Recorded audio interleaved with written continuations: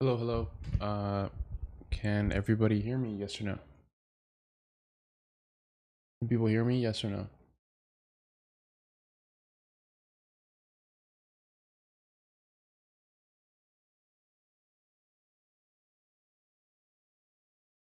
I'm also gonna do this because there's a. Actually, hold on. Let me give it like 1 minute people to join in.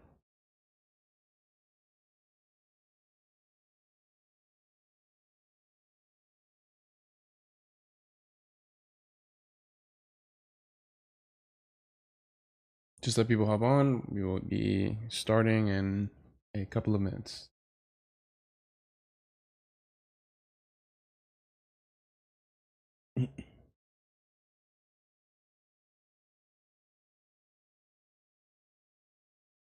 Awesome.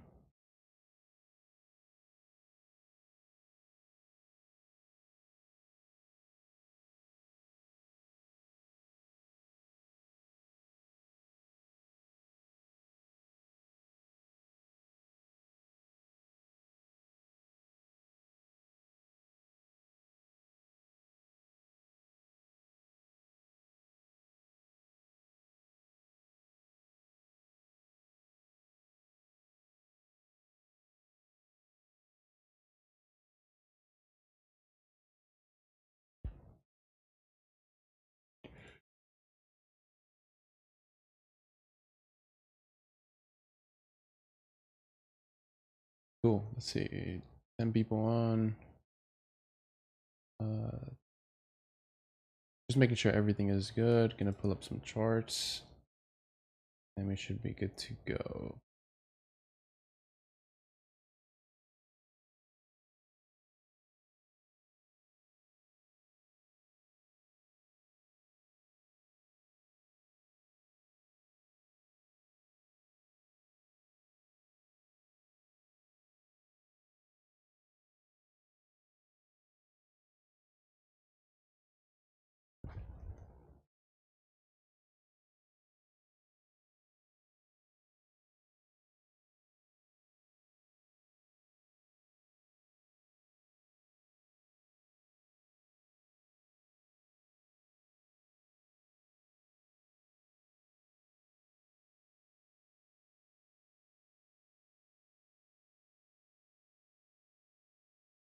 So locked in. Awesome. Awesome. How's everybody doing?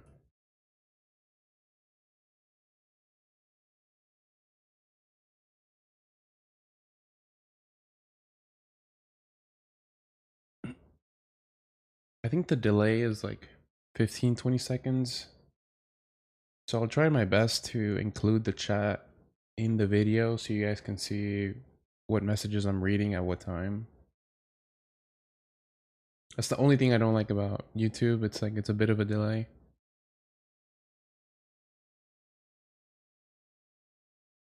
Little awkward.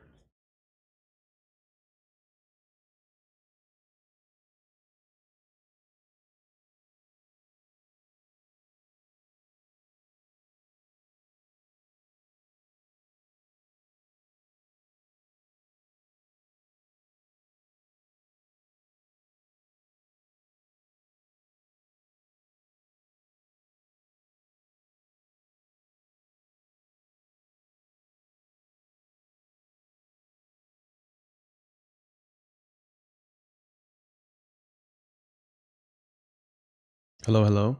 School this week. Ugh, I cannot imagine going to school again, man.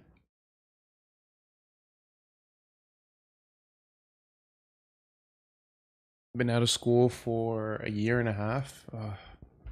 So happy that's done, man. I'm so happy.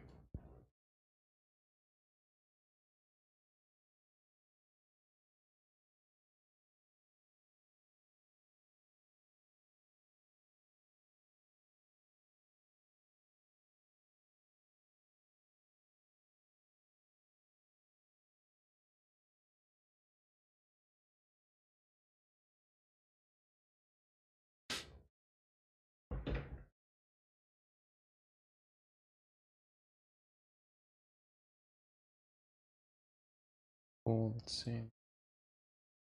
We should be good to go. Just kind of just letting people hop on. and then we can go ahead and get started.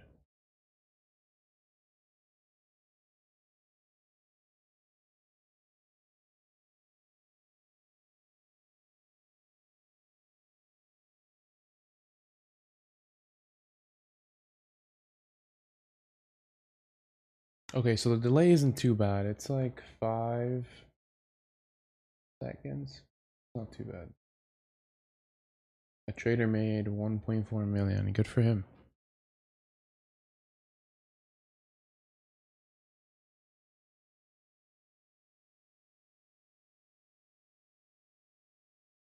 Good for him.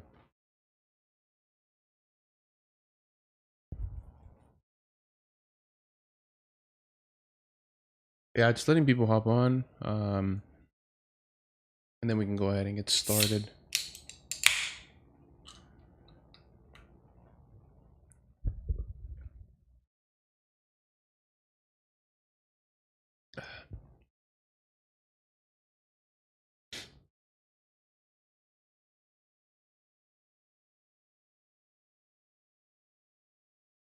Yeah, gold was a bit difficult this week, man. A bit difficult. Today was a bit boring. Yesterday was pretty much when they gave that big move. During New York session, gave us the whole impulse down. Yeah, I definitely messed up on that one yesterday. We'll cover that. Electrolytes in the morning put me off caffeine. Yeah, man. Yeah. I'm actually I'm trying to get away from black coffee, and I've been trying out this new nootropic. It's called New Tonic. I don't know if you guys have heard of that podcaster, Chris Williamson, but he basically promotes this, and I gave it a shot, and I'm like, wow, very good drink. Taste is good. I don't think there's any sugar in it. No sugar, no protein, no carb. Pretty much a full-on productivity drink. That's what it's called. And this is very good, bro. Like, I've tried this, and the only other solution that's worked for me is electrolytes in the morning. Sugar-free electrolytes at that. Sugar electrolytes definitely make me crash a little bit, closer to like midday if I take it early in the morning. But yeah, I've been trying this out. Very good drink. Very good drink.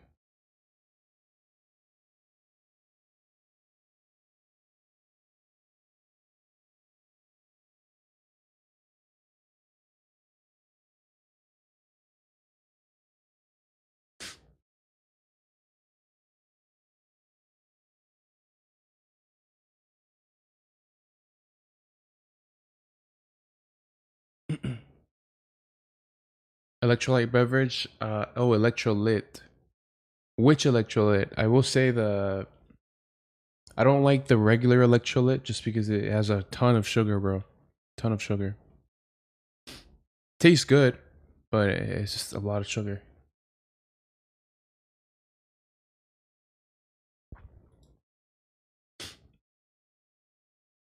Yeah, sugar free is definitely the one, bro. Sugar free is definitely the one. I really like the sugar free lemon lime one. I kind of like that one. Yeah, same with Nasdaq, same with SPX. But cool. I guess we can go ahead and get started. How's everybody doing?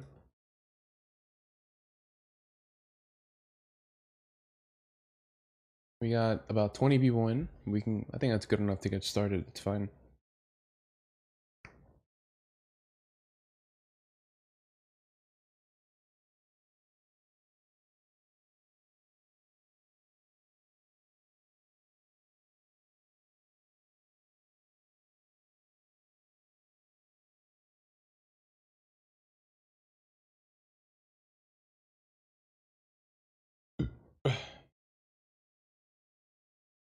Doing well, doing well. What do you guys think about the YouTube layout and just everything with YouTube? More convenient than Zoom, or do you guys prefer Zoom? The only reason I prefer Zoom is because people can actually talk. So I'd have to figure out a solution for that, but I don't think it's the biggest problem. The only other problem that I don't like with YouTube compared to Zoom is that I get to annotate on Zoom, but like kind of found a solution for that here.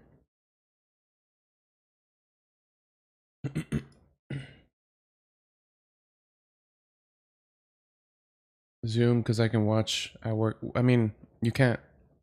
Wouldn't that be the same thing? If it's on Zoom or on YouTube, if it's live?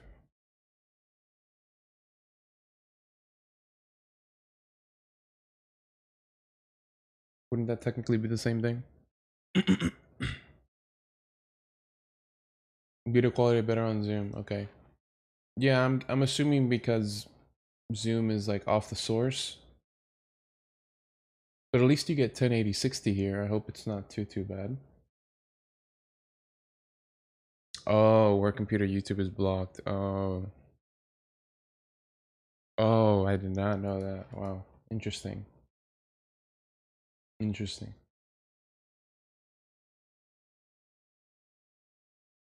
But yeah, I guess we can go ahead and get started. Since we have 22 people on, should be fine.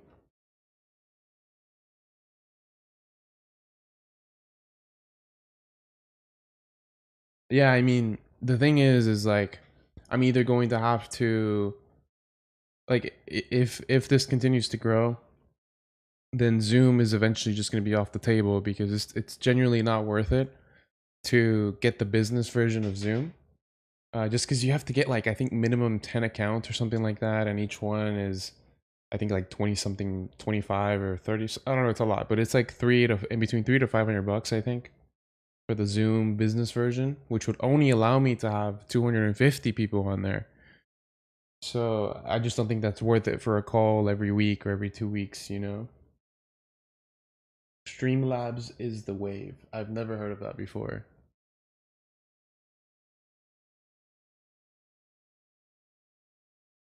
Never heard of this before. I think it is, bro, because like I like to just incorporate something that is gonna work now and is gonna work in the future, so I don't have to worry about it. Like, I don't know, I've never heard of this. I have to look into this. I will definitely look into this later, whatever that is. Stream yard. Okay.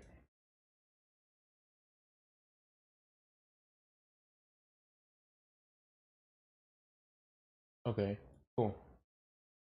I'll look into that probably after the stream. But yeah, I would like to just have something that just works, you know, just off the bat, and then we can just use it every week, and it wouldn't be an issue. Twitch or Kick? Nah.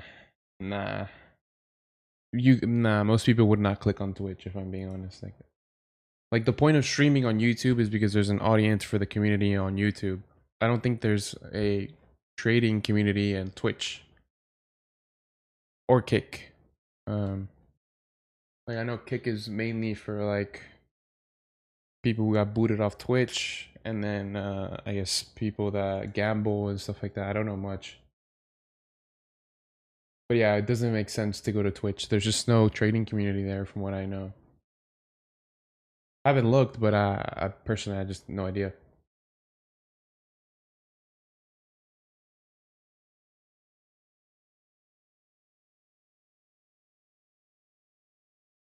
Cool.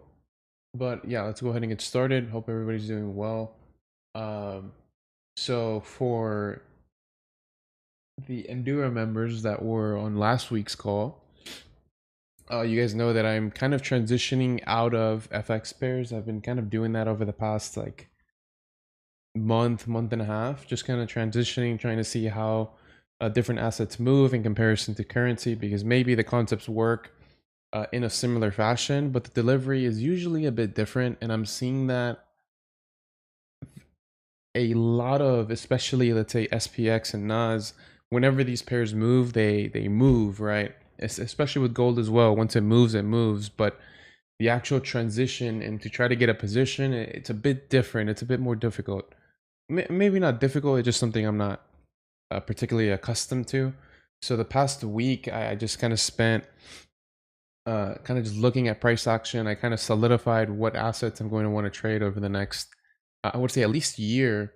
I definitely want to spend the next year, see how the performance could be with these. And that's SPX, NAS, and gold. Also because it allows me to freely transition into futures. And if I get to transition into futures, then I don't really have to worry about the whole broker situation anymore. And you guys know that I don't promote any prop firms. I think most of them are BS, right? Except maybe, let's say, FTMO Fibers, the super established companies. But either way, the model itself, it just doesn't make sense. So I just don't think it's the best route, unless you do have some type of method that works for specifically for prop firms where you can kind of milk that out. But outside of that, I'm not really a big promoter of prop firms. But with that being said, I kind of did spend the last week just looking at price action, and then I didn't take any positions up until yesterday. And those positions were a gold loss and an SPX win. We'll actually go over the XAU loss, which is here. Let me actually, don't know why. Okay, so yesterday's price action, I'll come back into the actual price action, why I was bearish at the time. But the external had given me signs of being potentially bearish, right? Not to mention we had cut off internal structure for the downside. So once we have the continuation break of structure, I know that I have a solidified high into a low. So I'm only looking for the transition of the pullback so that I can potentially get a bearish move into the downside. And that had potentially been, right, via order flow disruption. But the only thing is that based on the time frame that I am on, there is no confirmed order flow disruption, because yes, from the POI we give a bullish move, but we did not confirm the internal reaction. So, excuse me, because we did not confirm the external reaction, or the internal reaction, sorry, the order flow disruption was not technically in play. So even though the POI did end up breaking, right, you guys know that there's three things that can happen within a POI. We can bounce off the open, we can bounce off the 50%, or we can just take the liquidity of the POI and then move to the upside. So really, I would say this is a bit forced, just because of the no true reaction being in place, and I was just kind of forcing the buy to sell to give me a continuation, right? But based on this buy to sell, the only reasonable target, right, just based on the reaction itself, is at the bare minimum going to be here. And if I can get here, then I can move my stop loss or my invalidation just a bit down, right? And the reason why I did not use the full invalidation, rather just the POI high, was because there was some type of buy to sell move there. So I just found that as justification as to if this was to break, right, then this is unwillingness based on high, low, retracement, unwillingness, break, and then I can justify the move up, right? So the result of this ended up being a trailed stop. So like I said before, with the buy to sell, right, I am at least guaranteed, right, the internal reaction here, but that does not mean we will get the follow through. So after the reaction, right, I move my stop, right, my new invalidation being here because this high created a new low. So if this high is to break, then that is an LG, which is in support of what I just said about this becoming unwillingness. So because this is now unwillingness and we have a bullish engulfing, you guys know that the bullish engulfings, any type of engulfing is something that kind of alerts me, right? Whether that's confirming to stay within a trade or whether that's confirming me to potentially exit the trade. In this scenario, because we have a bullish engulfing and my trailed stop is here, I'm like, you know what? This is probably going to be a loss. I'm just going to let it ride, right? I would never really kind of close my position in here.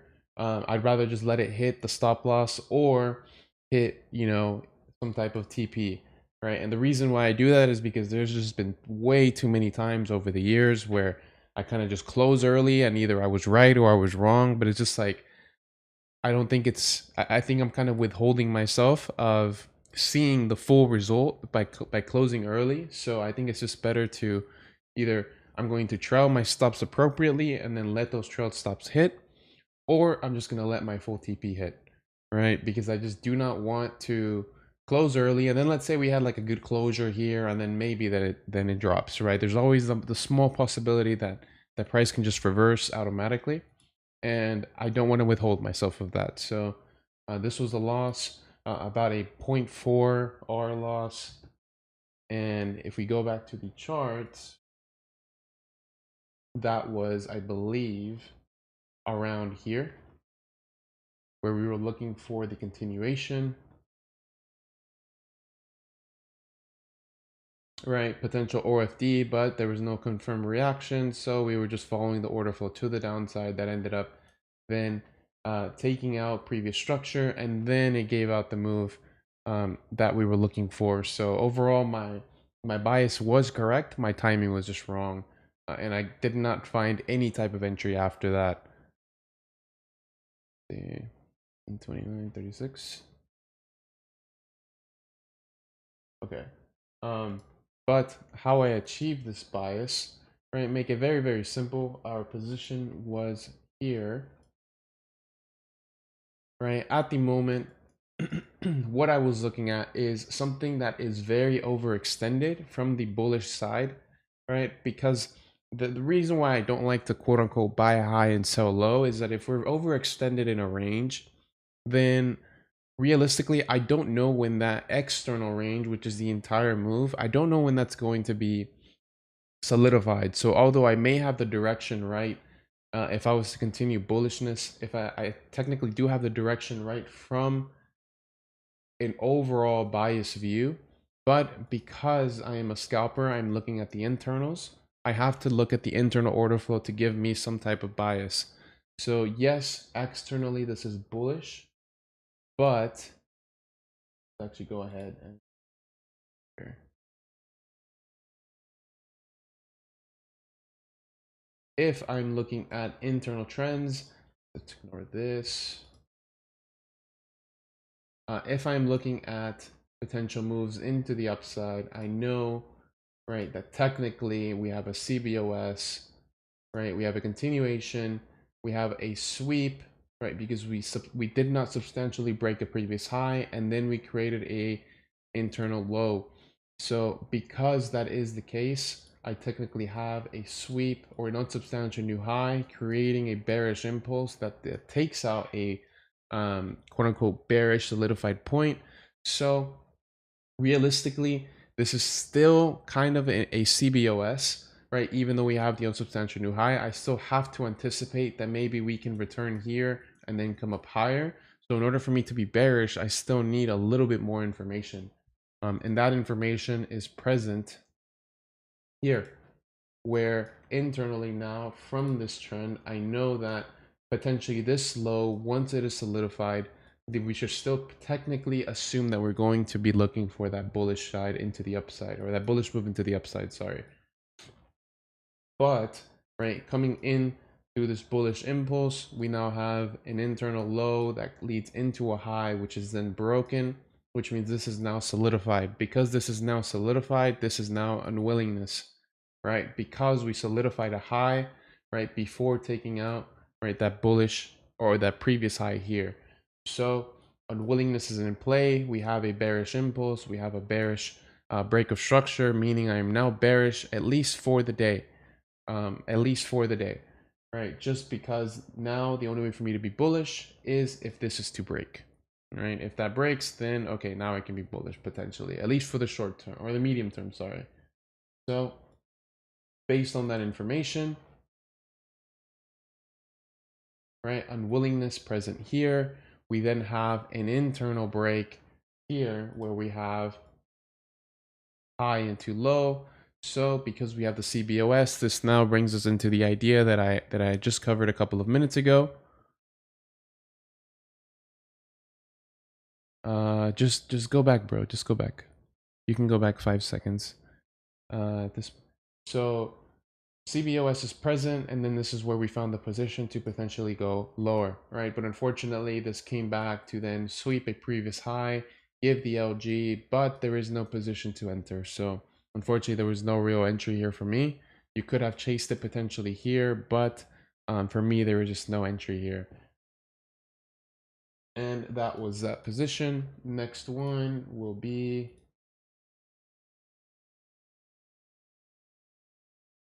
the SPX trade. You can tell, Damien, you know more than enough. You know exactly why this is unwillingness, bro. I know you know exactly why this is unwillingness. I don't need to explain this again. Let's see, sorry. Discord is the best. I mean, yeah, but the reason why YouTube is better is just because simply more people can find the stream, bro. I don't think you guys are understanding that part. People can find the stream, people can find the brand, people can then find the community, and then bingo. But yeah, anyways, next. SPX. So this was a potential sweep in play, right? So whenever we cover the sweep, right? Whenever I try to take a position based on a sweep, it's usually when an unsubstantial new high then creates a transition and then gives me an opportunity to enter. So, excuse me. So, because internally here, we are technically bullish, right? There is an M10 POI, and I will cover this here after we look at the screenshots. There is a point of interest here, which is, I believe, an M10 POI, and we'll, like I said, we'll come back into that. But we did have a CBOS, right? We had a CBOS, meaning we are still potentially anticipating the moves to continue higher, right? But right, this is where I do see a lot of people get stuck because they see a break of structure and then they try to take a POI into the downside. No, that's still a bit too simple. That's a bit too easy of an idea. We are bullish. We have a CBOS. We have to anticipate that this will continue to be bullish at least until here, right? Because this is the solidified high that's created based on the CBOS. So the CBOS then leads us into a unsubstantial new high, but from the micro POV, right? Low into high, right? Low into high, and then that then creates an LG. So once that creates an LG with momentum, with the support of a POI, after a sweep has occurred, right? Then I am now looking for a bearish move. And if you were to ask me what the biggest telltale of why I'm taking this position is, it has to be the sweep, because the sweep, right? It tells me that directionally, this is probably not going to continue bullish for the short term, right? This is my clue as to assume that we're going to have a bullish to bearish transition. So because we have a sweep, right, the CBOS, this target has been met via the sweep. And once the sweep does not create a substantial new high, but it then creates an internal LG with momentum, with the POI, okay, now this is potentially giving me signs that we're going to be bearish. So I did enter this one a bit late, but because we were still within the POI, the last buy to sell, I actually said, you know what, there's still time for this. Let's go ahead and just take this. And right after that, I ended up going straight into take profit. And this actually ended up going very, very far, which is kind of something that I was mentioning earlier, where with SPX and with NAS, like once these pairs move, they really, really move. And if we go back to the chart for this one,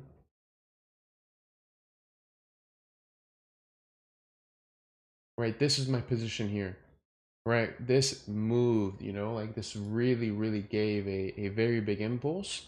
And so something that I'm gonna have to kind of not necessarily change, but kind of just slightly alter is how I'm going to take profit with these positions.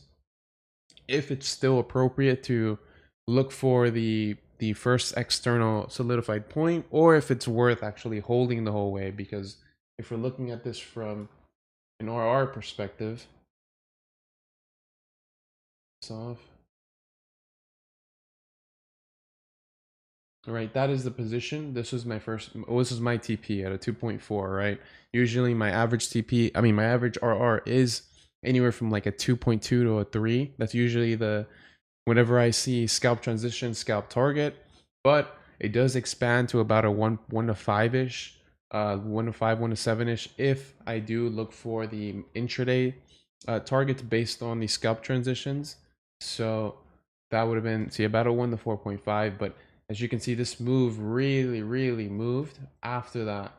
And it's something that I've noticed. This is probably the third time that I've noticed this, where my position actually went very, very far. And whereas with Euro USD or GBPUSD or AUD-USD, when I was trading those, usually my TP would hit, and then maybe it would take the liquidity, and then it would go, right? Which is pretty much the reason why I transitioned over to a different type of, or a different way of setting targets.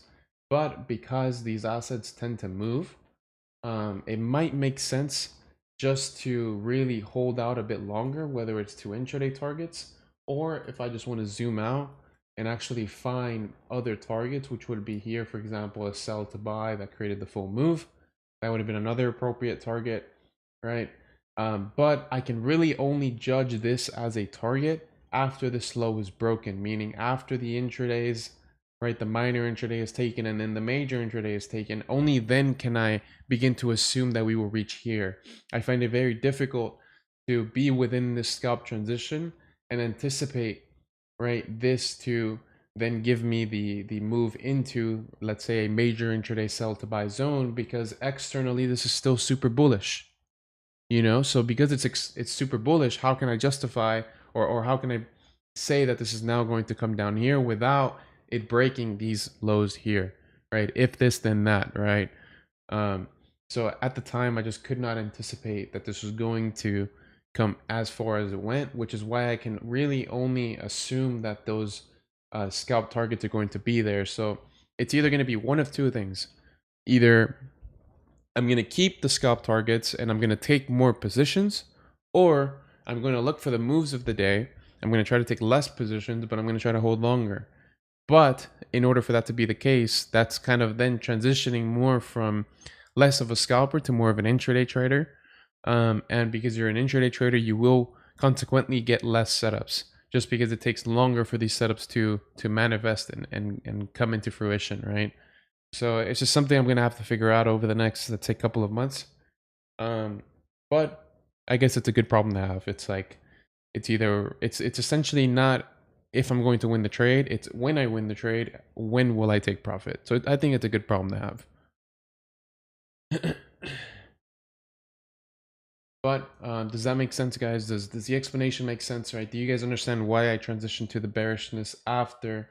Or actually, did I even explain this? I don't think I explained the bearish bias on this one. So just make this kind of quick. Obviously, right, this is kind of similar to gold, where we're externally super bullish, and we have a break of structure here, which causes a temporary LG and a sweep of this previous high, right? Meaning that the internal is bearish, but externally still super bullish, right? Which is why I said I couldn't anticipate the target to be that far.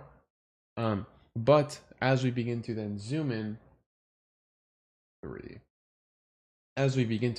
here, right, I do anticipate, right, that we have a solidified structural range here, right? And then we come into the low, and then we take out previous structure, meaning we have a bearish structural range in play.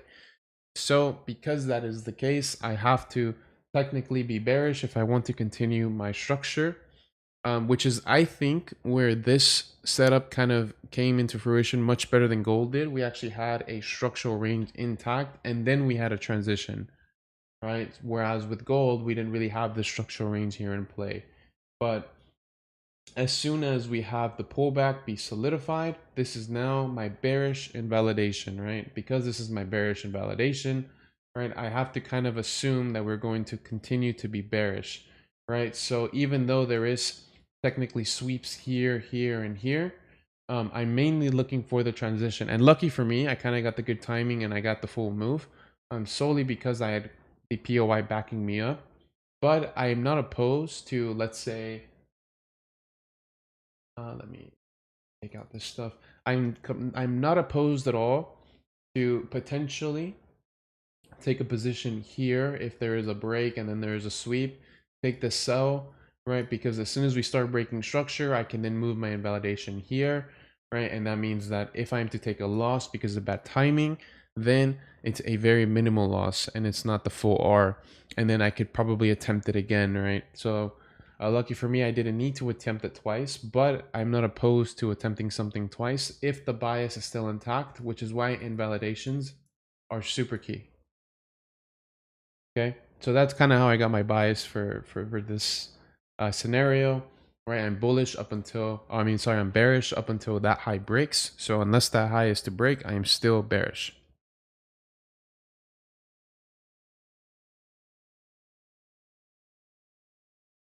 It doesn't have to be a model, bro. It just has to be a transition, which means something has to fail. So I guess, yeah, it could just be a model. So just know that something has to fail after the unsubstantial break for that to be a sweep.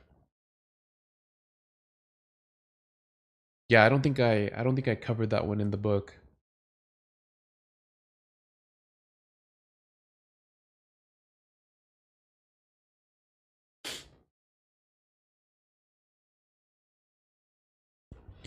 But yeah, let's see. Any case studies today? Let's see. Do we have any case studies today? If you guys want, you guys can put them in the free chat in the free chat's trading lounge, and I will post them on here.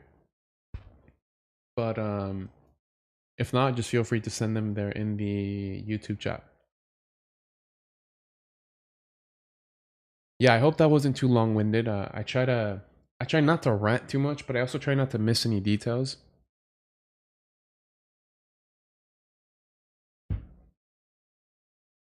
As long as it makes sense, cool. We're good.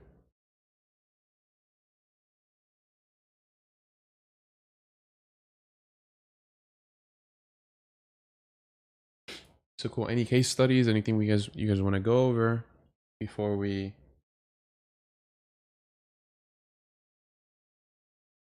Yeah. Okay, that's fine. Fine.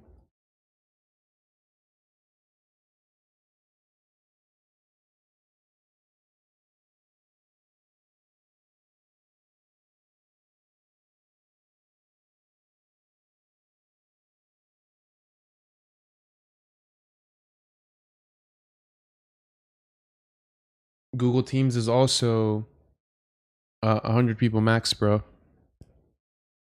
I don't know about the premium plans though. I will say, but I do know Google Teams only has 100 people as the max. If you have some case studies, you can put them in the chat, or you can send them through the Google. I mean the live stream chat, Discord chat or YouTube chat, whichever one you want.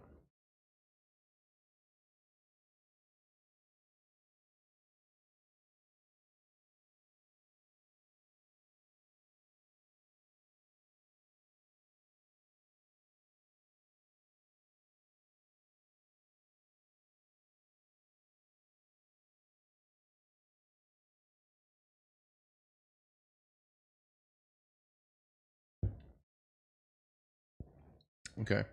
Let's see. So you're gonna send them in the free chat or in the YouTube chat? Both Isaac and I believe that's Tam. Okay. If you can name them off, like case study 1, case study 2, that would be perfect.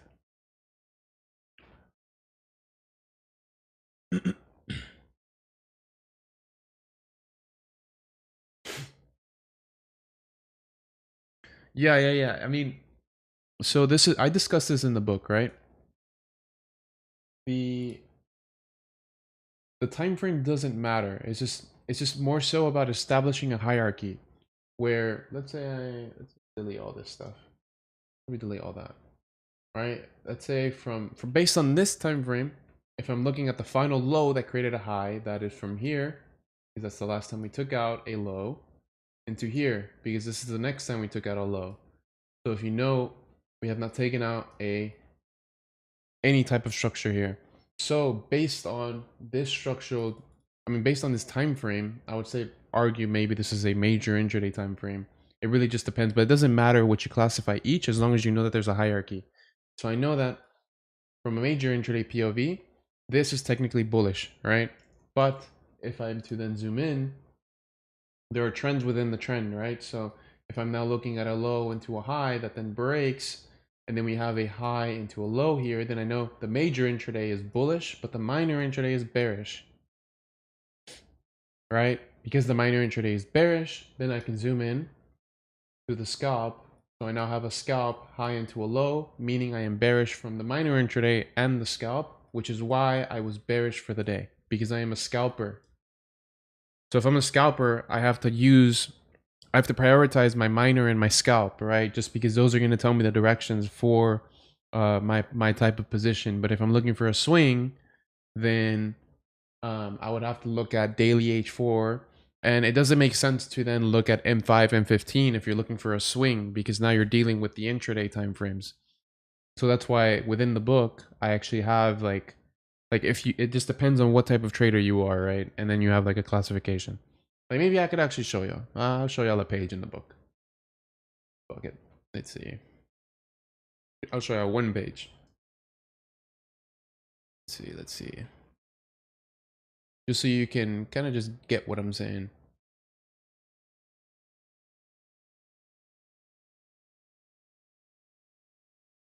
Let me find this page types.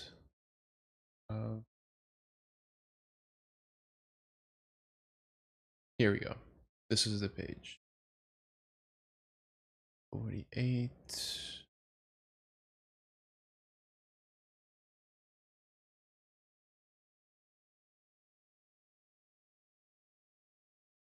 Here, I will download one page. And here we go. Here we go. This is what I'm saying. So like if I'm a scalper, right? This is mind you, these are just references, right? This is not a you got to go by that, you got to die by this, you know what I mean? This is just a reference. This is just for me to say that if I'm a scalper, it does not make sense for me to be referencing these time frames. It just doesn't make sense. Because the directional bias here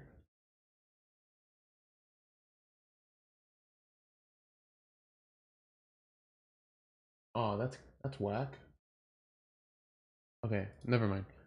Well, I can't annotate, but it's okay. Well, the summary is, if I'm a scalper, it does not make sense to look at these, right? If I am a major intraday trader, it does not make sense to look at these. And it does not make sense to look below this.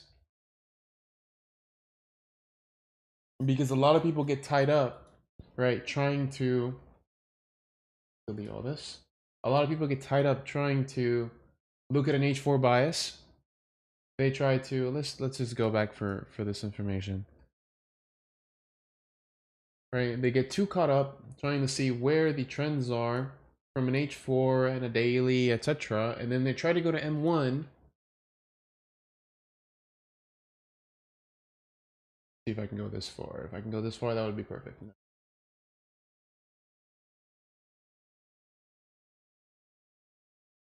Right, and then because they see that the H4 is bullish, they're trying to buy every single dip. But the only problem with that is that let's say the swing is bearish, right? But the M1 is bullish, and you try to find a transition after we see the CBOS, unsubstantial sweep, or unsubstantial new high, then a sweep, and then we try to get the position here. But then it only gives you, right? It only gives you the first target, and then it resets, and then it gives you the full move here, right? That's the only problem with trying to use, let's say, swing time frames and then trying to take scalp entries. You don't know the time. The timing is probably going to be the hardest part, because you could be right directionally from the H4, but you're now disregarding everything in between the swing and the scalp, right? There's the minor intraday, major intraday. You're completely disregarding that. So that's kind of why I stick to something like this. How do you use your position size calculator? It doesn't matter, bro. It's just a regular calculator like every other website that's out there, like a MyFX book, a Stinu, same thing. Same thing.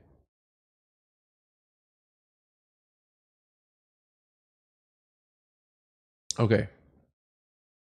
Okay, now we can get to the case studies. What's my manager? Because I'm getting on a break even. Okay. Gonna go in order.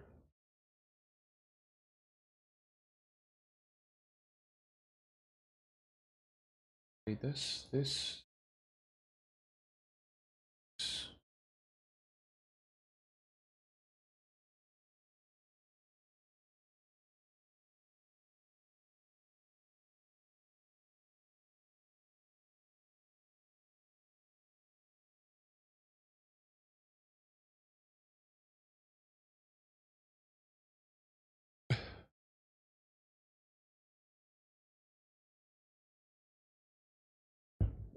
Yeah, the whole aligning thing, it's a very complex.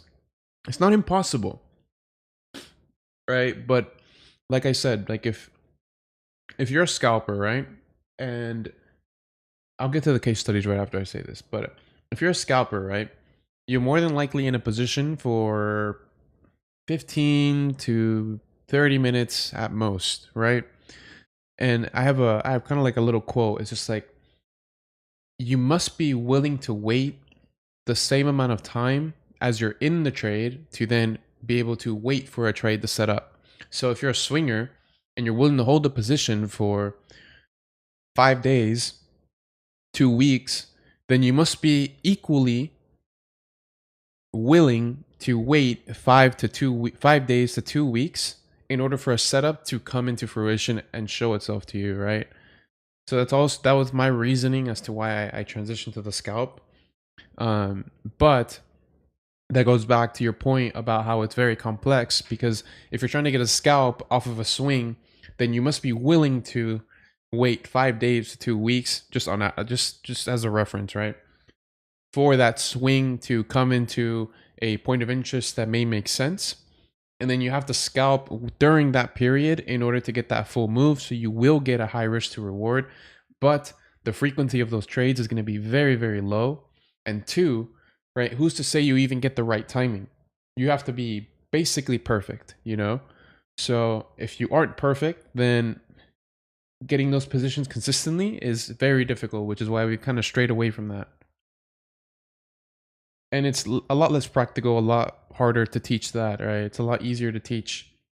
I would say the way that I'm doing stuff now, especially because I've seen that with the members too, right? But anyways, get to case study number 1. Okay, he is bullish and he is bullish. That's okay.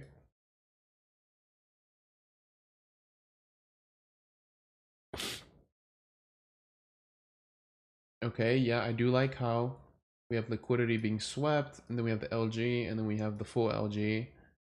And then yes, you do have the transition, meaning you have the sell to buy. So yeah, I'm in agreement with this. And then this ended up failing. So let's see why this failed. What day was this? Okay, this was 2 weeks ago.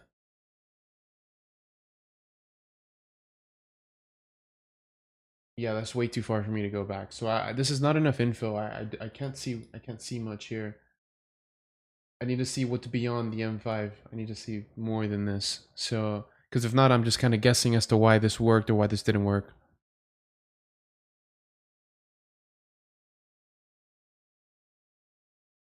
Let's see, you're typing. Okay, never mind.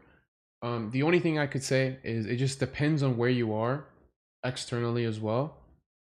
Let's say from an M15, maybe you have seen some type of bearish trend, or maybe you're just very overextended, but this is not enough information for me to give you some type of feedback.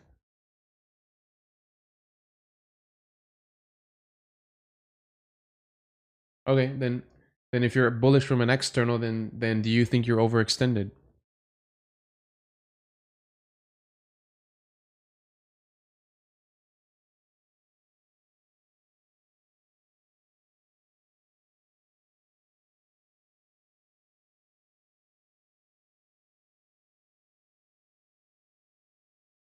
No, that's a question. Do you think you're overextended? Do you think this is too deep do you think you're too deep in a premium, sorry, to be buying? That's a question. I have no idea. Like I said, this is not enough information. Because usually when continuations fail, it's 100% a timing thing, meaning you're probably buying a premium, and maybe this is to then come back down and then go higher. I have no idea. I don't look at GU anymore. But that's the only problem. whenever I see continuations fail, it's you're probably buying too high or selling too low. But either way, I don't really have anything bad to say about the execution in and of itself. It just didn't work out, bro.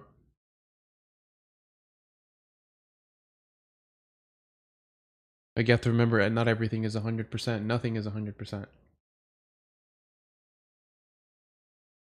But yeah, I'm definitely not opposed with anything in terms of the execute or the actual idea of it. But similar to, I guess the only thing I could say is similar to how we see, right, a very typical pattern where it's liquidity is being built up, right? You sweep and then you go into the other direction. There's also a similar thing in the counter direction where if we go here, right, you could see there where we have a high and then we have a high, then that is swept, and then we have a sweep, and then we could have the same move. So it's kind of doing the same thing in both directions. Sweep, go up, and then sweep, go down.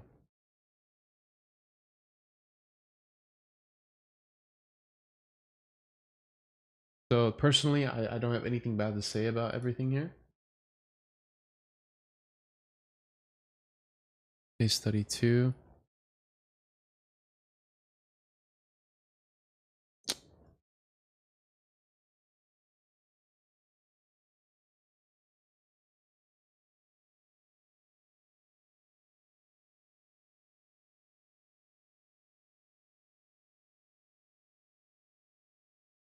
Okay, case study number 2. I do see, okay, Bullish.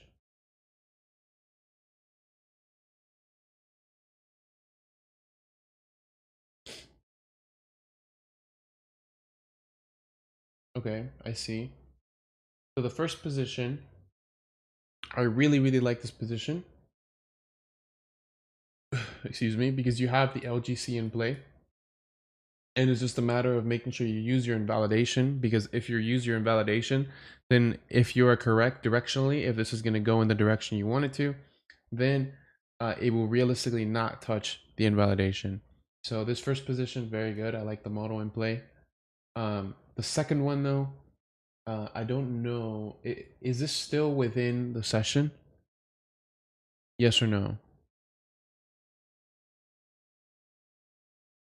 Because what sessions is this are you trading on? Because this is the M5 time frame, and if we're looking at an M5, then usually this is just a one session move. I mean a one move session, sorry.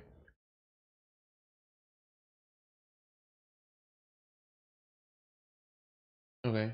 But yeah, this was still correct. You just did not get the retracement that you wanted. So that's okay. I don't know why you use this POI.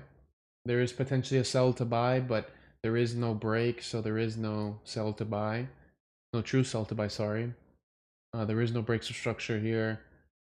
So this probably wouldn't have been a valid POI for me. But the direction is right, which is good. As long as you get the direction right, you just gotta have to find a way to get in.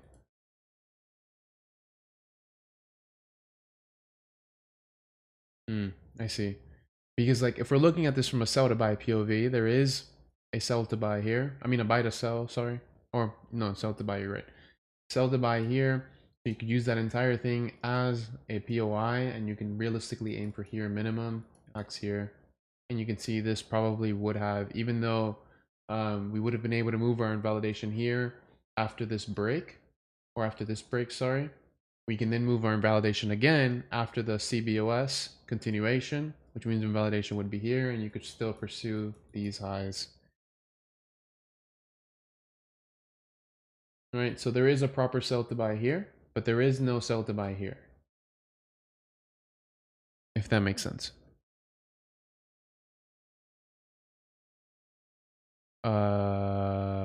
IE. I don't know what IE.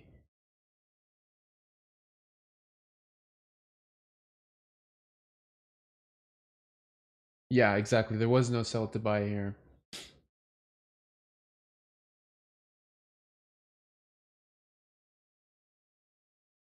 Oh, okay, inefficiency.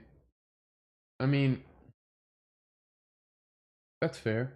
That's fair. I don't really use inefficiencies as much anymore. I do prefer the sell to buy to sell moves, just because those are kind of concrete for me.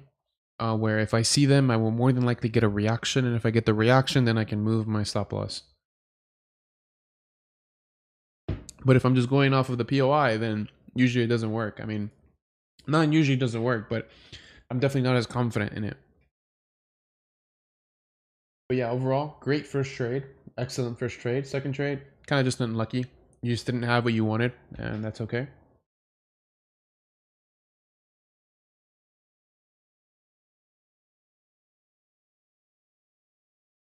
Case study 2 is done. Case study 1. Okay. Okay, so where is the internal? Where's the internal? Whoever this is, what is his name? I can't even see your name, bro.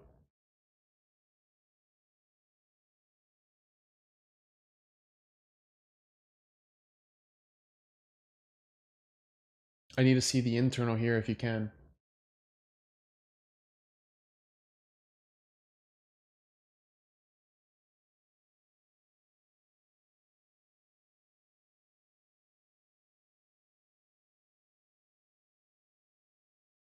Send what to you?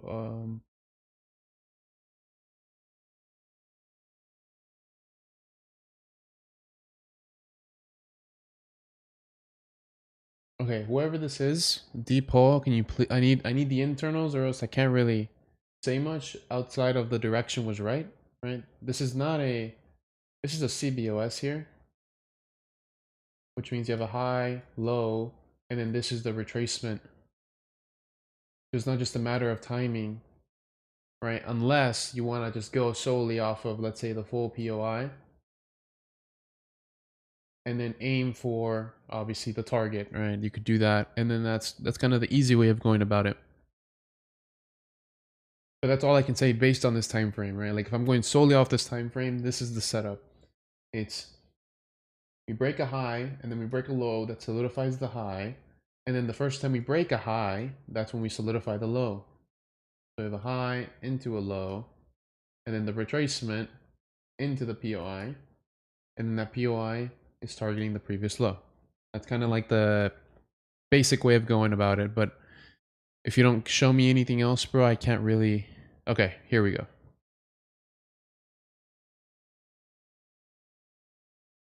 Okay, it seems you weren't on your. Seems like you're not on your device at the moment. That's okay. We can improvise. So next time, don't send me phone screenshots, please. Next time. Next time, try to have this the screenshots ready, please.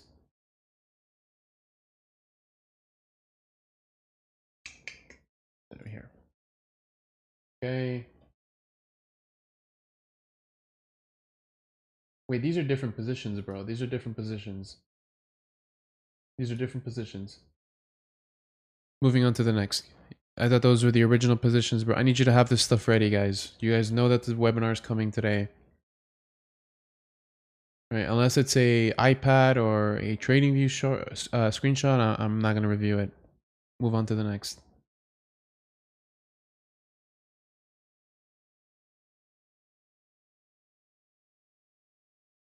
Okay, this is from Isaac. Okay.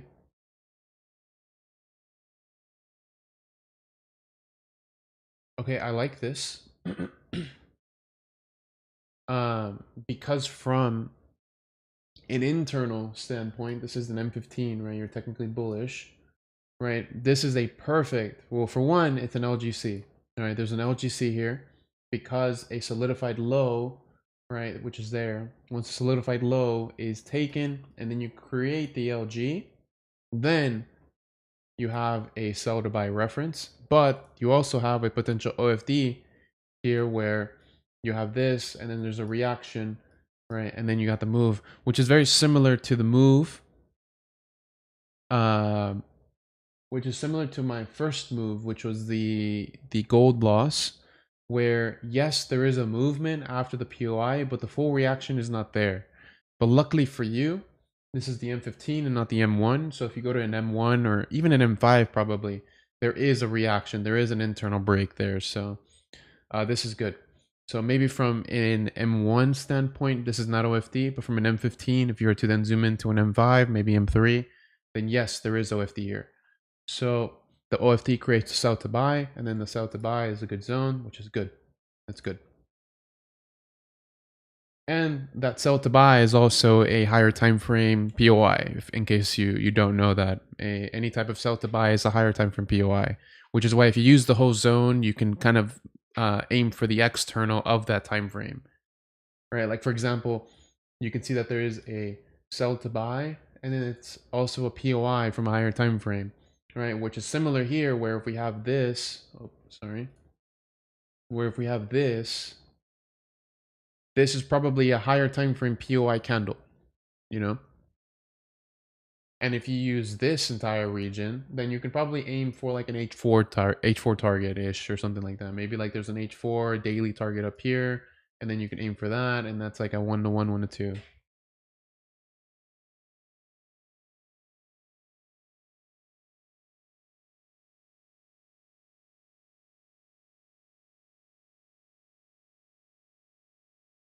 SO not an invalidation. This M1. So what is this here? What is this here? What am I looking at here?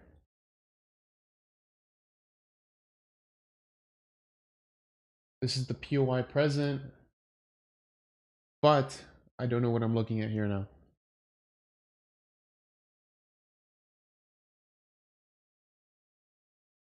This is also something for you guys to know, like the way that I know somebody is not necessarily a good trader, but good with their rules and can actually coherently take trades, like take organized trades, is their chart work is readable. If their chart work is readable, then you're on the right track. You know what I mean? Because like here, I can see what you're saying. I can see what you're saying here, and I can see what you're saying here, but I cannot see what you're saying here, which means there's still some work to go there. You move your SL after what break? See, so, oh, okay, I see what you're saying. Okay. So this CBOS, bro. CBOS. Right? What does the CBOS mean? It means the beginning of this pullback, right? So technically this should still aim for the low, right? But if this is to be a bullish break, your invalidation is not moved here. That's not where you move your invalidation. After this break, you move your invalidation here. Because this is the low of the POI, which means that if this POI is to sustain itself, then because you have the reaction, which is here, the reaction of the POI, then if that's to sustain itself, the invalidation is here. But even then, it's still a bit, this is still a bit aggressive because of the internal structure being high, low, inter-retracement. This should still technically take that out. So really, you cannot move your invalidation, excuse me, until you have unwillingness break, which means here's where you can have the invalidation.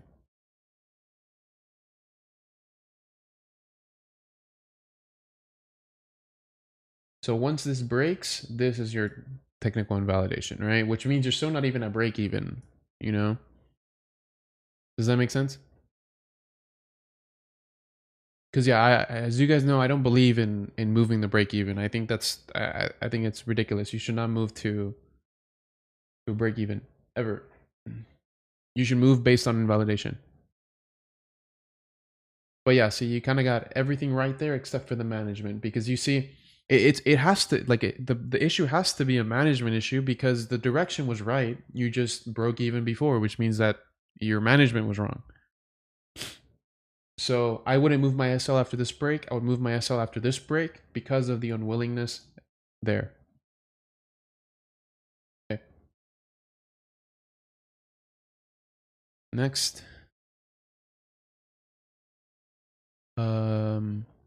Okay, you have a second one.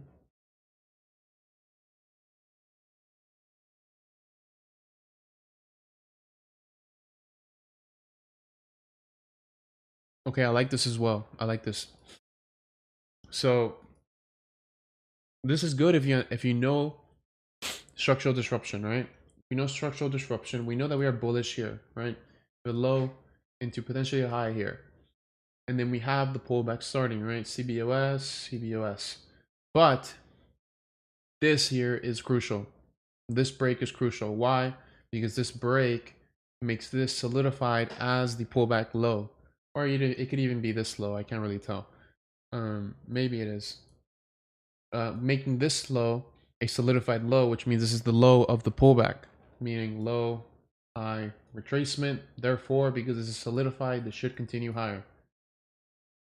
But because that reaction led into a break, that is structural disruption, right? Which means that you can very easily take a position off of the buy to sell here, or you could even take it off of the POI here, or like you did, you can go wait for the LGC internally here, because that is an LGC internally, because the structural disruption is in place, and then you have the liquidity wrap continuation here, meaning you can take your position, and your TP1 is here, TP2 is probably the low here. So this is good. As long as you understand that this is the reason why this worked out.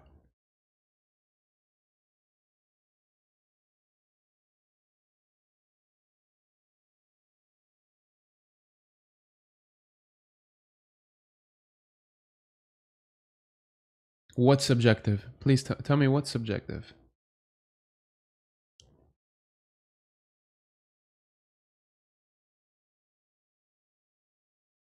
Oh yeah, let's see. Now, did you actually enter the position? Because now I'm curious to see how this management is here. You got to be a little bit more clear here.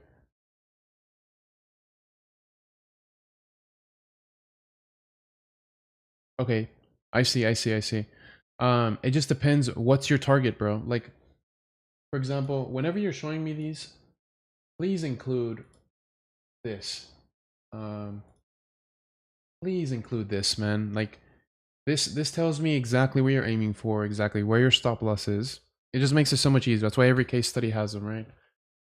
If you could show me, like, I don't know what you're targeting. Or you're looking here, right? Like, you're showing me the entry, right? But like, where's your target? What are we targeting? No, you're good. You're good. No worries. It's just I just don't know. Like, I see the target. I mean, I see the entry. The entry based on this is good, based on this time frame, right? But if you're going off of this time frame, I don't see that. I don't see the need to come here. I don't see the need to zoom into M1. It does. I don't see the need because you got the direction right. You got your entry. Now you just need a target. So now you just wait for the target.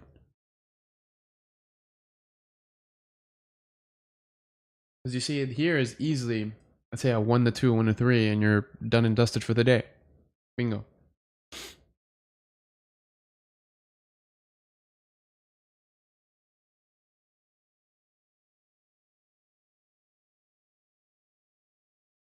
Thought I always had to use M1 to manage my trades. That is a terrible expectation, bro. That needs to be cut immediately. Because it's not about the time frame, it's about the type of trader that you are, which is exactly why I showed the this. It just depends on the type of trader that you are. It's not about the time frame. Screw the time frame. That there's a terrible expectation.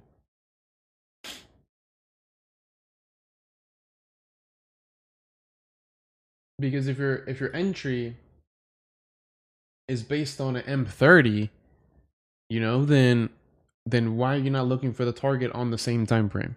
You know, like that's just what makes sense. Like there's no need to go to M1.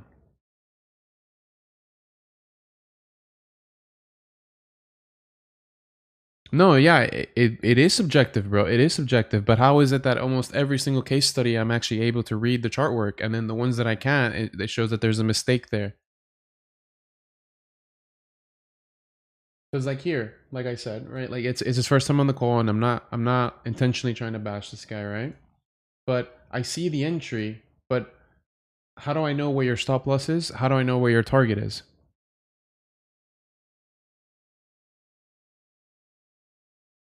Right? Like this, perfect. Right? Now we just need to know where's your stop loss and where are you targeting. And depending on where you're targeting is kind of gonna be a telltale as to whether or not you need to even zoom in, you know? So if you're finding your biases and your positions and your points of interest on M30, just find your targets on the same place, on the same time frame. Because the targets are going to be here, like I said, or maybe there's a low here that I cannot see.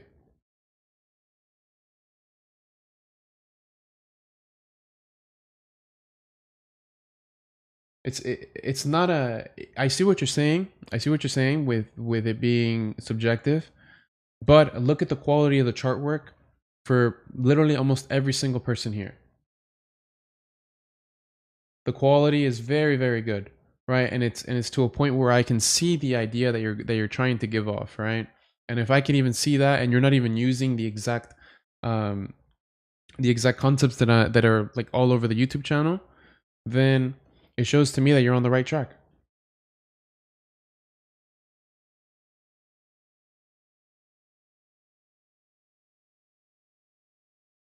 Okay, yeah, we can look at Tam's message at the end.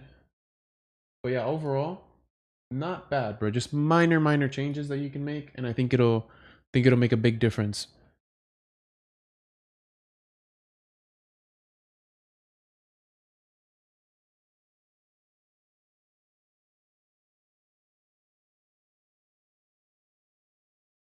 See, like once again, like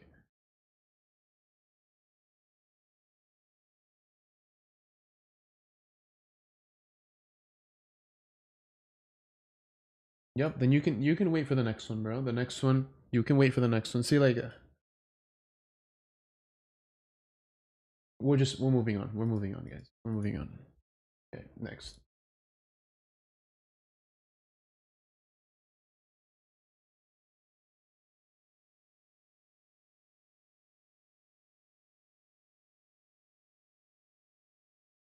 Yep, no worries. Just make sure you include the P&Ls, and that way we can. It becomes a lot easier to read. Like this, easy to read.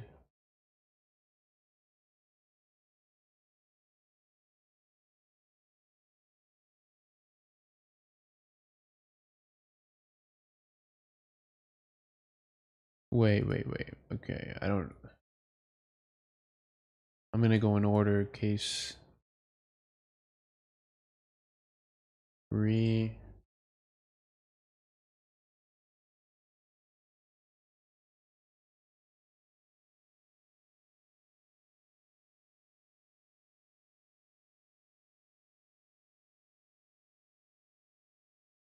In 2021, bro. It's 2024.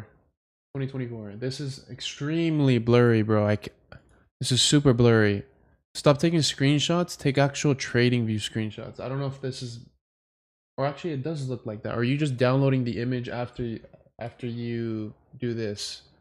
Like if you do this, and then you download the image. If you download the image, it's gonna be to the specifications of the device that you're downloading it on. So just save the link, because I don't know why this is so blurry. Because these are you're saving these images, not the links. If you could send the links in, it'll show the images, and that way it'll optimize to my screen. Just a quick note there, because these are super blurry, bro. Super blurry. Okay, here, easy. What direction is this going in? Bearish. Anticipate bearish. That's why that's a loss. Direction's wrong. Okay, this could work.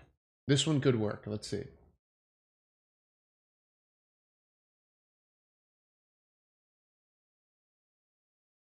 Like I said, the only reason why this one could work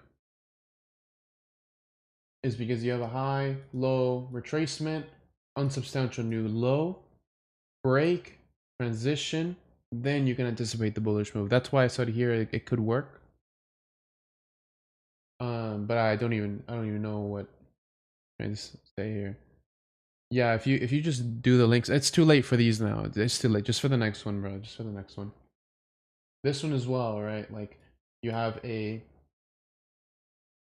sweep, the transition, and I think you entered during the transition. So this, very good.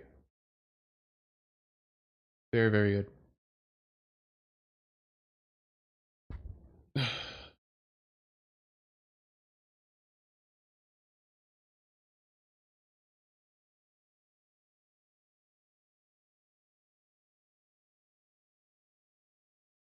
And I think that's it. I think we just have TAMs to look over.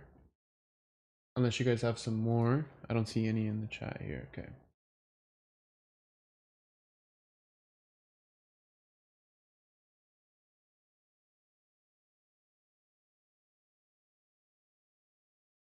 And this will be the last one, I think, before we wrap today's call up.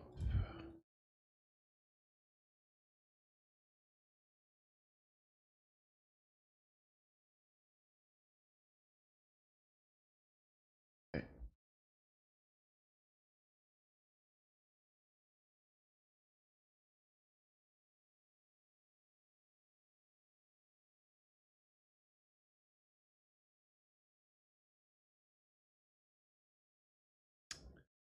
Has evolved. Yes, it's evolved over the years. It only makes sense for something to change over time. Like the only consistency, the only constant is change, you know? But I'm not necessarily in agreement with the markets have shifted. I think the message that we use today could have worked ages ago. Right? Because at the end of the day, all strategies work. It's just a matter of how and when, you know? How are you applying it and when are you applying it? That's the only thing that changes, right? Because you can trade a let's say a quote unquote support and resistance type of style, right? And if you're very selective, then you can have a very high win rate, you know? And if you have a very high win rate, then all you need is a 1-to-1 risk to reward and you're profitable, quote unquote. Right? So I don't think it's a matter of the market. I think it's a matter of you, right? Like I'm always trying to refine. I'm always trying to kind of not necessarily oversimplify, but I want to simplify so that I can take high quality positions, and I can kind of know usually within the first hour of the day if I am or if I'm not going to take a trade. You know? Okay, Danny, what is the problem here, bro? What is the problem? What is the problem? Are you feeling some type of way because I didn't go over your trade because it didn't meet qualifications, or like you're coming in here hot, man? Like there's no need for you to come in hot. Like this is a safe space, man. Like I'm here to help and support, bro. I'm doing this for free, man. Like you're coming in here hot, angry, feeling some type of way. Yes, bro. Do you expect me to do everything the same way that I did 3 years ago? 3 years ago? Just think about that for a sec. Like, that doesn't make sense. What are you doing today that you did the exact same way 3 years ago? And I hope there's not a lot of things, man.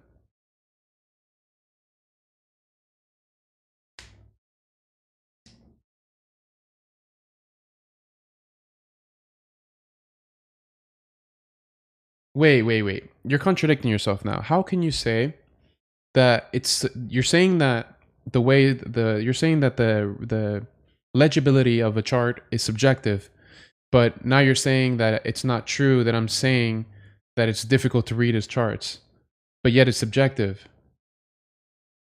I'm just gonna move on, guys. If this guy continues, he will get booted. But let's just go ahead and go over Tam's final overview here. Okay, so he has 2 levels of structure noted here, and you can note various levels of structure here, right? Because obviously internally here there's also trends, and then externally there's also a trend. Right, so internal, external.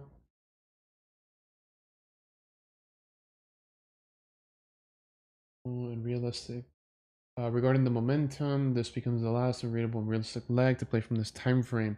Yes, but I would actually note this as your final invalidation. In terms of the bullish invalidation, the reason why I say that is because we have just broken through here. So you can, after this is broken, then you can move this here.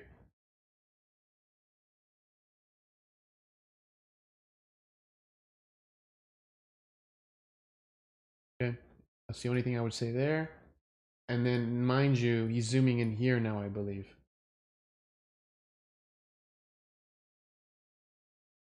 Okay, so I'm assuming you're looking for a position here. Okay, you're looking at the prior break. Okay, cool. Yeah, so if we're taking a position here, this is why, like, if I'm looking at an internal entry, I always have to look at an external target. So my immediate target has to be here. Because if I'm looking for this full impulse, then I have to use, let's say, this entire POI. Just for an example, I would have to use the entire POI to then take the entire move.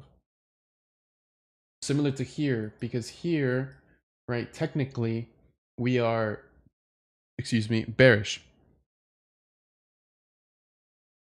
This is technically bearish, right? Because of the fact that we had, because we had a bullish break and then we had a bearish break, which means that's technically SD, right? Structural disruption to the downside, meaning that's why this move generated the bearish impulse. So the only way for me to be bullish now is if there is structural disruption, which is here, right? Because we have this break, okay, internally we are now bullish. And the reasonable target is here, right? Luckily for you, you were able to enter here, but you can easily enter off of the sell to buy, or potentially wait for this sell to buy that didn't hit, but I'm assuming you're going for the bullish continuation here.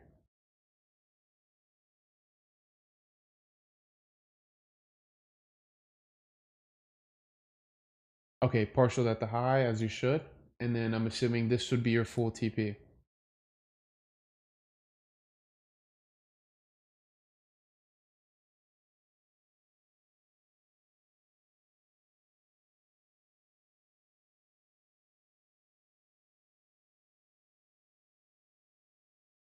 See, yeah, I like, the only thing that I don't like about these types of positions, right, the micros, is this micro here, perfect.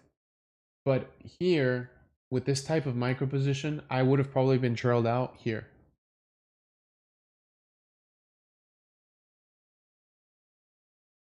If I'm trailing my stop, right, this is where I would be taken out for that first position, right? I probably wouldn't hold the entire way, because if I'm to hold the entire way, then my invalidation is here, which is below my entry. So I'm now risking all of this profit for this to come down and take out my stop loss. So I just think this, holding that is a bit inefficient. But this one is good because there were, you know, if you're trailing your stop, then this is not going to hit the trailed stop up until your target.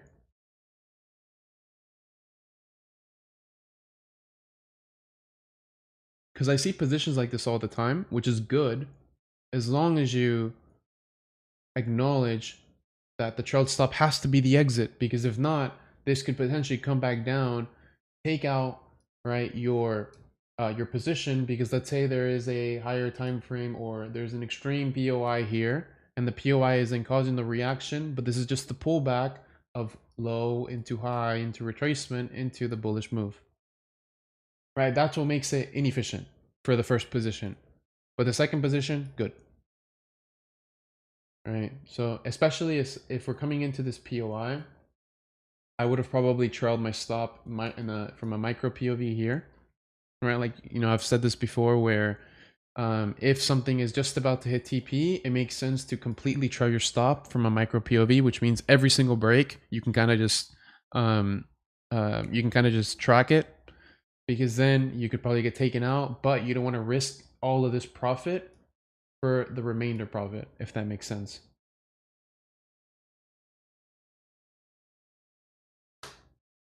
Yeah, adding a lot of complexities. It's difficult because not only is it kind of hard to hold positions longer, but you can also justify the opposite direction as well. And then that could cause you to kind of just not trust your overall bias.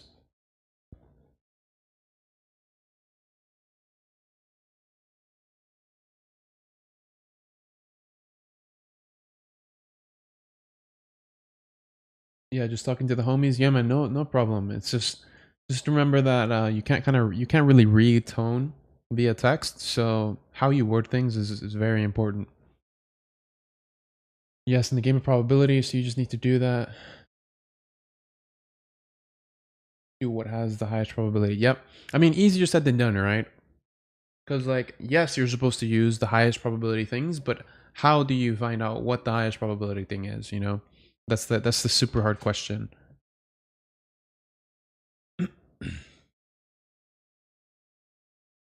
But yeah, either way, I think that's it for case studies.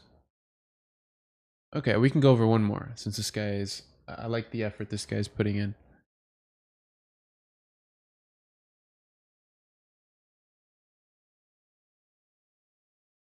Okay, OFD? No, not OFD. Not based on this time frame.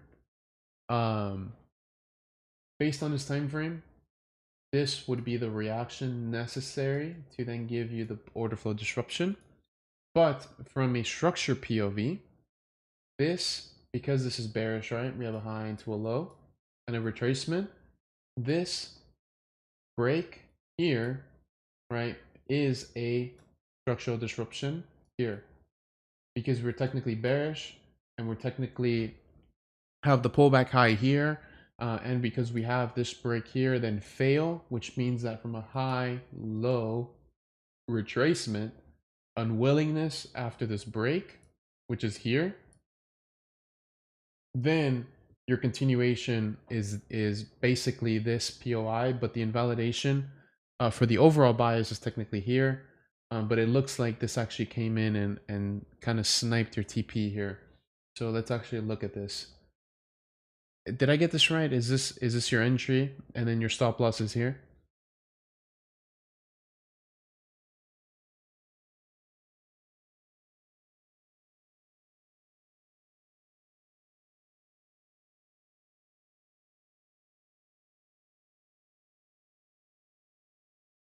Okay. So I technically don't have a problem with this execution. But is this the M5? Okay, this is the M5. But whenever I'm looking for my invalidations, it's usually always a solidified point. And this is the solidified point which created this move. And then we have a CBOS, which solidifies the high and it solidifies the range, right? Because yes, we have a break here, but this is like a micro break. And this is a scalp solidified point. So this is, I don't want to sound like I'm nitpicking too much, but I wouldn't say you had too much of a problem. The only problem here that you had is that this is not order flow disruption. I would study what order flow disruption is. And I put the cliff notes in the chat like yesterday. But this just goes to show that, in my opinion, you were in the wrong in terms of where the POI is. I don't want to nitpick too much on the solidified points. I do want to nitpick on where your POI is, because the POI that you're using is technically valid, but I'm more so always looking for the sell to buy. If I'm looking at what created the structural disruption, it is the sell to buy here.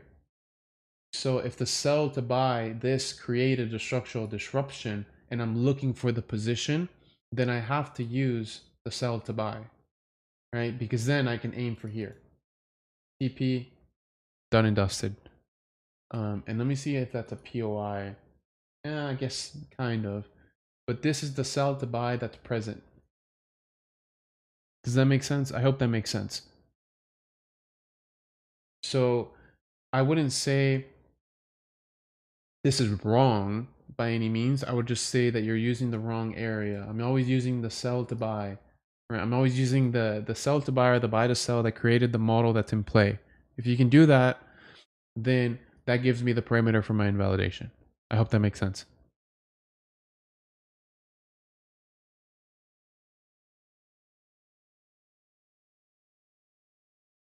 I don't recommend you to do anything, bro. I think you do what works for you, man. Like don't, because like the way you're structuring that question is you're asking me for permission for you to trade another asset, which is like, no, right? Like, no. Like, if you want to potentially look into, another asset, bro, start backtesting it. Start looking into it. See if there's any moves that made sense. See if there's any moves that made sense over the past, let's say, 6 months, and see how those movements differ from what you're looking at from EUGU. Because I am noticing, especially with looking at NAS and SPX now, they move similar in terms of I can read the price, but it's different in terms of how that price is being delivered, right? Which is, the prime example is with EUGU, I was very good at just setting my target and I'm done for the day. But with SPX NAS, I'm noticing that these moves give you very big moves, right? Because obviously the external is trending, very nicely. So because that is the case, I can probably alter my trade management, and I can potentially get a higher R per trade, if that makes sense. So you kind of have to test it out and see if it works. But like, I can't tell you if that will work,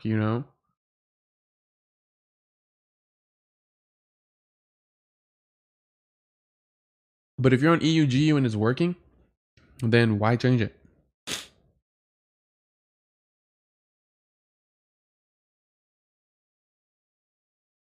Yeah. Like don't ask for permission. Like, for example, let's say I'm going through some shit, and something goes down in my life or whatever, and I need advice from somebody. And I will not do something until that person gives me that advice. That means that I am asking for permission to do something after he tells me what I should do. So I'm asking him for permission and I'm asking him for advice. So if I can scrap that, right, and I can say, I'm looking at this bad situation that I'm in, I can only take scenario 1, 2, or 3. And I have to now choose between those 3 scenarios. And if I'm able to do that and move on and carry on with my life, that is what I consider independence. That's independence. I'm not relying on anybody. I'm not asking for anybody's permission.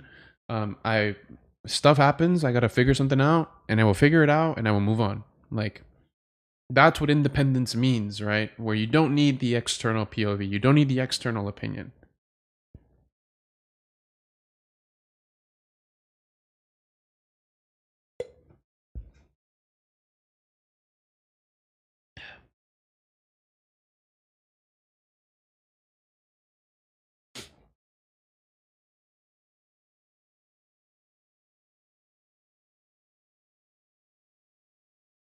Yeah, because honestly, bro, I mean, especially if you're a scalper, right? You want to get to a point where I would love to only have one asset that I trade, right? Because 3 is also like a bit much at times. And I don't think it's too much in terms of it'll take up too much time, but I think it takes up too much focus. And for example, if I'm just looking at one pair, let's say I'm looking at EUGU, all I need is enough capital for, let's say, 5, 10, 15 lots. And bro, you're chilling. You're chilling. Like, as long as your hit rate is decent, right? As long as your hit rate is decent, right? And you're taking trades consistently, right? And you follow your plan, right? And you know what probabilities are already in place, then you really only need one asset, because then it's just a capital game. But the hard part is the skill set side, the consistency side. Can you win trades, all right? Yes or no? No, back to the drawing board. Yes, okay, now it's a capital game.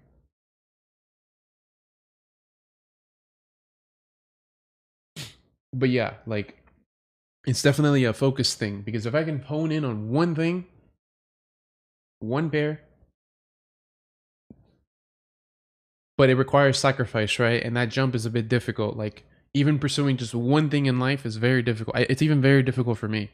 Because obviously the best advice that I don't even say best advice that I've gotten, but some advice that I hear all the time, and I just refuse to follow it. It's focus on one thing in your life. Focus on one thing, become the master of that one thing. I hear that all the time, but I just refuse to follow it because I just think the risk is too much. Or maybe I just don't have the balls, who knows. But I would much rather create a scenario where maybe I'm doing multiple things, but if one thing fails, in effect, one thing will win. And, you know, kind of like hedging your life, if that makes sense. But to put yourself in that type of position is also very difficult.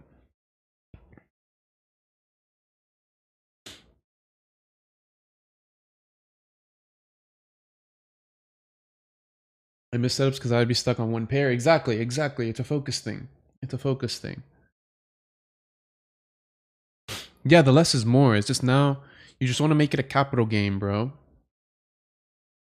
Because I think you mentioned you do compute, not like I'm sorry, you do programming, right? Or you code or something like that on the side, right?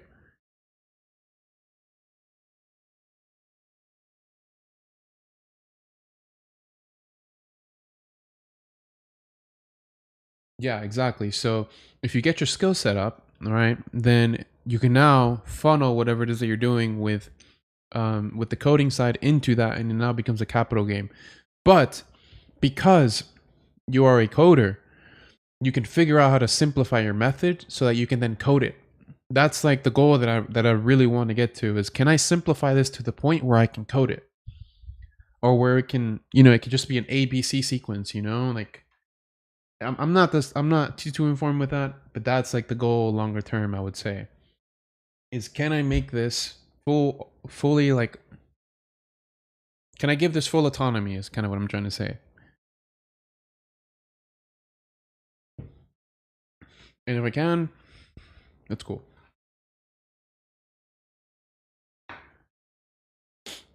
Yeah, man. And like, not to mention, like, if it works, and if it works for a long time, like, bro, that is extremely valuable. Like, if I was to ever, like, this is something that doesn't make sense to me, is selling a bot. I would, if I had a bot like that, I would never sell it. And if anything, you could just like accept capital for it, right? But then there's compliance that comes into that stuff, and but yeah, it does need a lot of data. It needs a lot of data.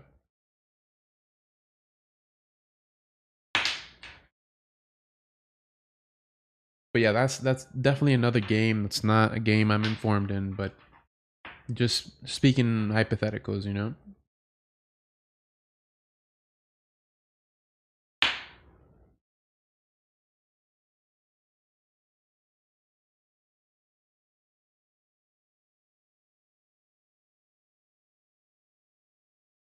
Cool. Do we have any more questions, concerns, case studies?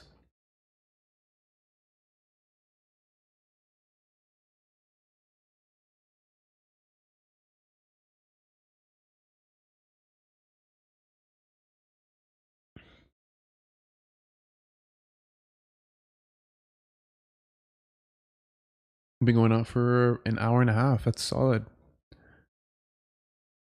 60 FPS. This is going well. I hope the quality is decent.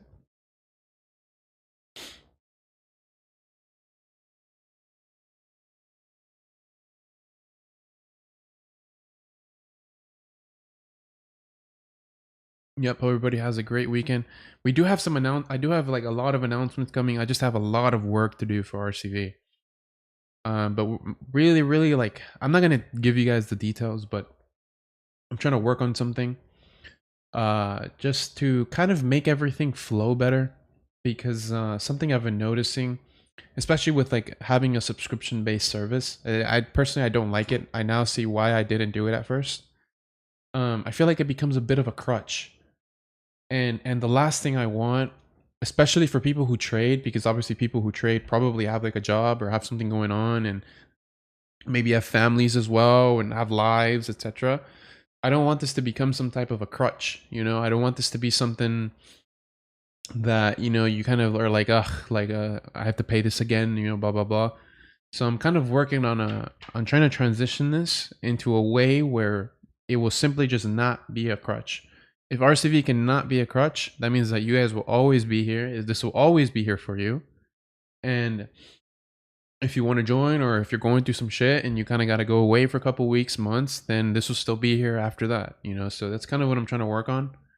And I have a framework that I'm going to use, but definitely it's going to take some time. So give me like a month, No more than 2. And I should have that rolling.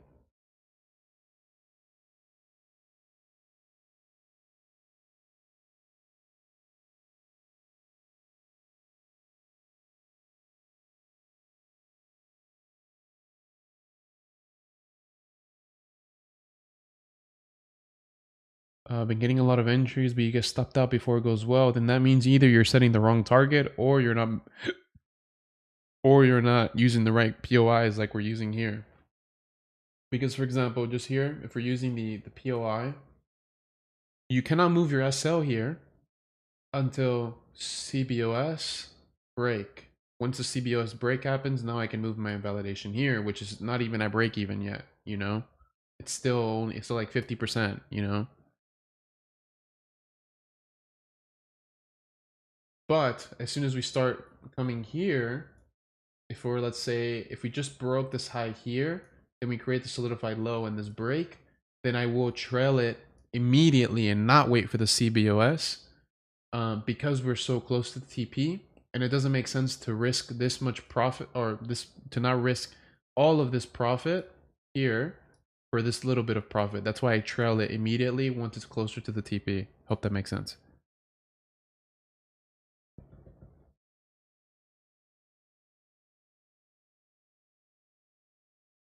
Yeah, so it's either a CBOS continuation misinterpretation or you're not setting the right targets.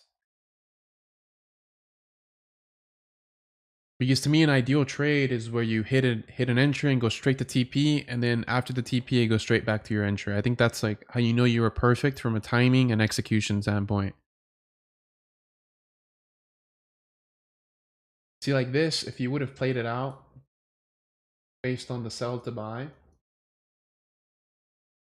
then this is the perfect trade because this went straight into TP. Yes, there was a bit of a turbulence here, but went straight to TP and then went straight to break even. To me, that shows that this execution was perfect from a direction and timing POV. Because like I said, we don't want to be right. We just want to be right for a little bit of time, especially if you're a scalper, right? 5, 10, 15 minutes. If you're a swinger, a couple hours, couple days. But it's all the same. It's just you're just changing the time frames that you're using.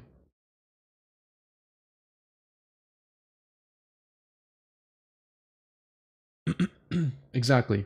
Like like the gold, my gold loss that I showed you guys, this one. The gold loss, which was here. Right? The gold loss here, right? It just shows that I was wrong, not directionally, but I was wrong from a timing POV.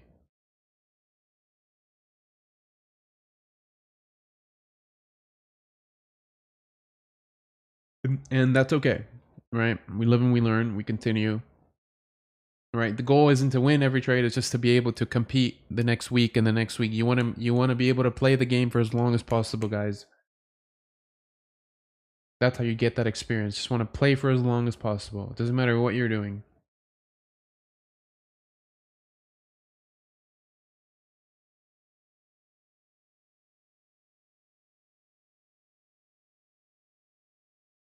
But yeah, definitely excited for the week. You know, today was a pretty bearish day. Looks like we're in for a pullback. I sure hope we can come back in and sweep some liquidity here. I sure hope we can sweep that over the next couple of weeks. Right, maybe touch a turbulence point and then transition back up. That would be perfect.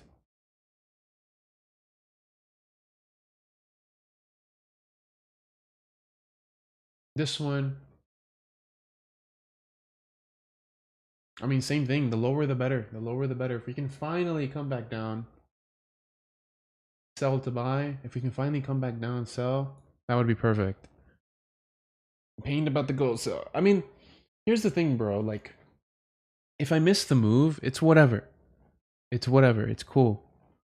Like, yeah, I took the loss. I missed out on whatever R I could have gotten on that trade. Maybe like a 2 to 3 R. But it's just like, I didn't get it. Whatever. Cool. Move on. You know? Don't have to really dwell too much about it. Just have to keep trusting myself.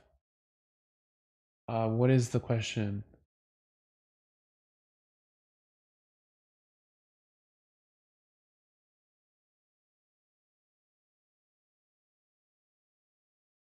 What is the question?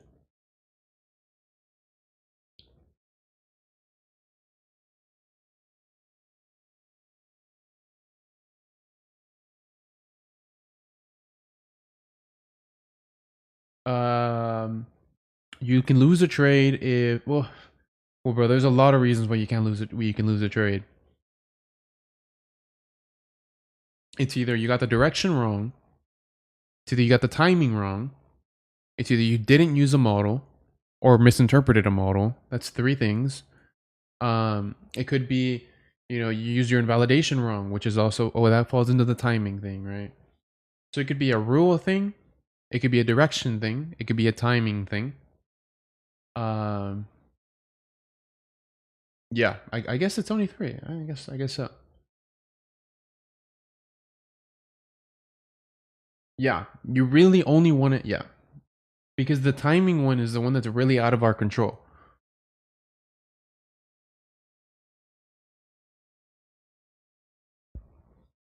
No model, that just to me that's more of that's just a rule thing. Either you're not following your rules or you choose to ignore your rules, or so yeah, it could be a rule thing, it could be a direction thing, and it could be a timing thing.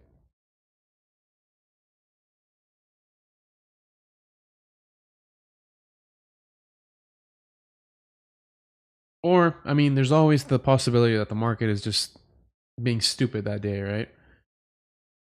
I guess that's the only fourth one I can think of.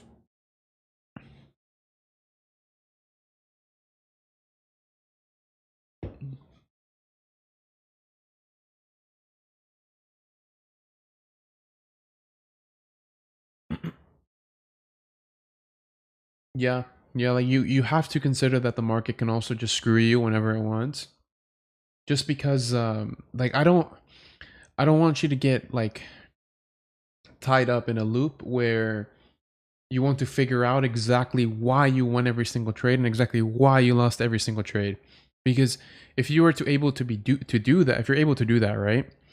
Then that means that you know exactly how the market moves because it's only one A or B.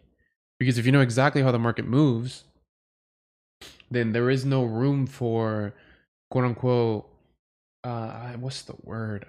I don't know the word exactly, but it doesn't leave any room for mistake if that makes sense. But nobody knows that, guys. Like let's be real. Like nobody can guess the market 100% correctly every single time, right? And you don't want to get also tied in a loop where you get a wrong trade and then you feel bad if you cannot justify why that was a loss, and that kind of you kind of just ruin your psychology like that. Like no, don't let that ruin your psychology. Let that just be a reminder that you do not know how the market moves 100%, right?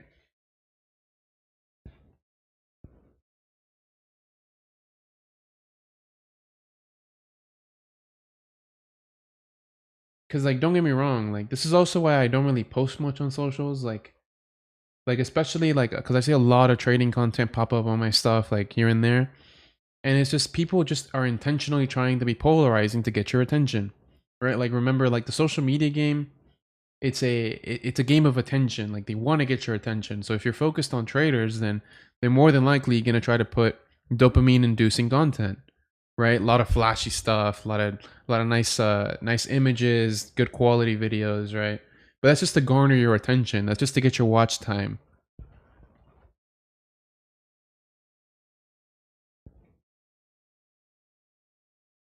So yeah, definitely try not to get too um deep into trying to be perfect. Yeah, trying to be perfect is crazy. Yeah, it's definitely crazy. It's just you're just inviting a bunch of stress over, man.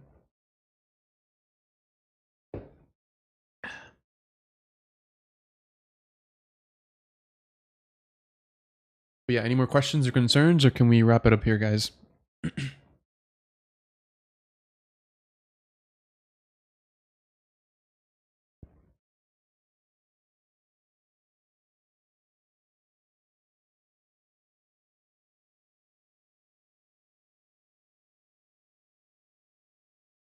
Yeah, you'll never get there, unfortunately. Unfortunately.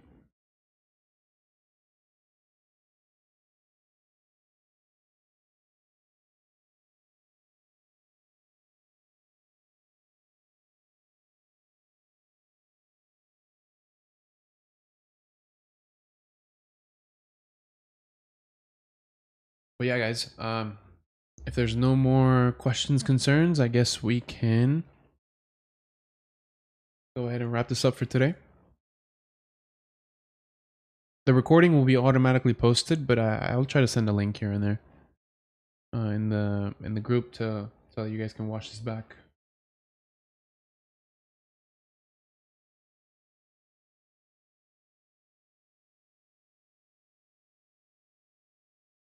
Cool. All right, guys. Thank you guys for hopping on. I'm gonna try to do these every 2 weeks. That's kind of like the plan. But other than that, I will see you guys in the next one. Hope you guys have a great weekend.